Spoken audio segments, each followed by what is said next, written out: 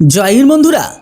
ডিআরডিওর এই টুইট চীন পাকিস্তানের জন্য কোনো মৃত্যুর পরোয়ানার সমান আর হবে নাই বা কেন? যখন টেস্টই এত ভয়ঙ্কর করা হয়েছে তখন স্বাভাবিকভাবে শত্রু অবশ্যই চিন্তায় পড়বে।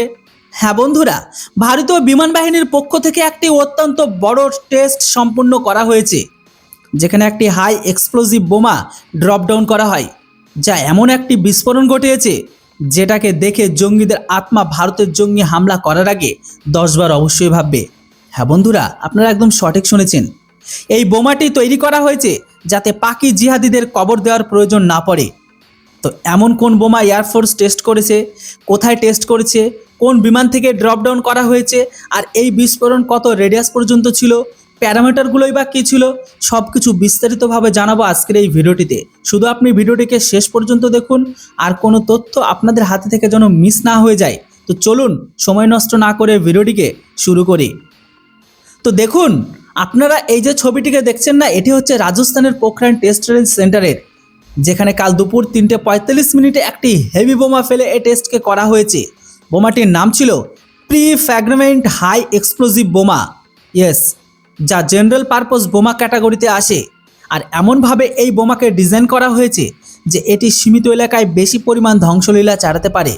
এই বোমাটি এয়ারফোর্সের সুখোই 30 বিমান থেকে ড্রপ ডাউন করা হয়েছে, যা ভারতীয় বিমান বাহিনীর ফ্রন্টলাইন ফাইটার জেট। এমনিতেও বেশিরভাগ এমন হেভি বোমা সুখোই বিমান থেকেই টেস্ট করা হয়। তো প্রি ফ্র্যাগমেন্টেড বোমা আসলে কি, আর এর বিশেষত্বই বা কী, সেটা আগে সবার প্রথমে আপনারা বুঝে নিন। তো দেখুন, প্রি ফ্র্যাগমেন্টেড বোমা অন্য চিরাচরিত বোমার থেকে অনেকটা আলাদা হয়। অর্থাৎ এর ভেতরে বারুদের পাশাপাশি হাজার হাজার সংখ্যায় স্টিল, ট্যাংস্টেন আর মিশ্র ধাতুর টুকরো ভরা থাকে। যখন বোমাটি ব্লাস্ট হয় তখন বিস্ফোরণের সময় এই টুকরোগুলো 360 ডিগ্রিতে ছড়িয়ে পড়ে চারপাশের সব কিছুকে ঝাঁঝরা করে দেয়, আর এর ফলে সব থেকে বেশি মানবিক আর ভৌতিক ক্ষতি হয়। এই বোমাটি এমনভাবে তৈরি করা হয়েছে যাতে ভারতীয় বিমান বাহিনী ফাইটার জেট যেমন SU-30 MKI, মিরাজ 2000, তেজসের অস্ত্রের কাঠামোগত কোনো পরিবর্তন না করে সহজে এতে ইনস্টল বা ফিট করা হয়। এই বোমা কেবল ধ্বংসাত্মকই নয়, বরং বিদেশি অস্ত্রের তুলনায় সস্তাও, যার ফলে প্রতিরক্ষা বাজেটের ওপর নিয়ন্ত্রণ বজায় থাকবে। এই বোমা দিয়ে যে কেবল বাংকারের বা সৈন্যরাই নয়, শত্রুর র্যাডার স্টেশন, রানওয়ে, অস্ত্র ডিপো, এমনকি ফরওয়ার্ড অপারেশন বেসও ধ্বংস করা যেতে পারে।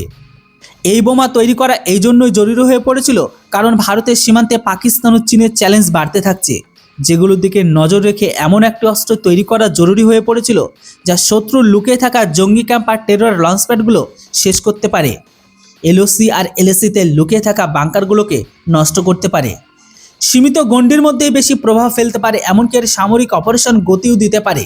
এই বোমার এয়ারড্রপ ভার্সন ওকে অত্যন্ত কার্যকর করে তোলে, বিশেষ করে যখন সার্জিক্যাল স্ট্রাইক বা এয়ার স্ট্রাইকের মতো মিশনের কথা আসে তখন। ডিআরডিও এই অস্ত্রটি নিয়ে অত্যন্ত গর্বিত, কারণ এটি পুরোপুরিভাবে ভারতীয় বিজ্ঞানীদের পক্ষ থেকে ডিজাইন আর টেস্ট করা হয়েছে। ভারত এখন এই ক্যাটাগরিতে কোনো বিদেশি প্রযুক্তির ওপর নির্ভরশীল নয়। আগামী সময়ে এই বোমায় ভারতীয় বিমান বাহিনীর জন্য গেম চেঞ্জার সাব্যস্ত হবে।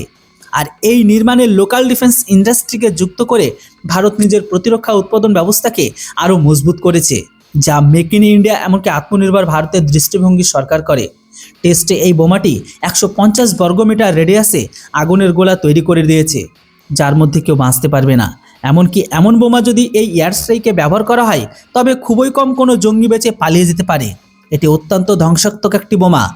তো এমন ঘাতক বোমা বানানোর জন্য এমনকি তার সফল টেস্ট করার জন্য আপনারা সবাই ডিআরডিও আর এয়ারফোর্স আর আমাদের বৈজ্ঞানিক জন্য জয় হিন্দ কমেন্ট বক্সে অবশ্যই লিখবেন। আর হ্যাঁ, ভিডিওর ইনফরমেশন ভালো লাগলে চ্যানেলটিকে কেউ সাবস্ক্রাইব করতে ভুলবেন না। Thanks for watching. জয় হিন্দ, বন্দে মাতরম।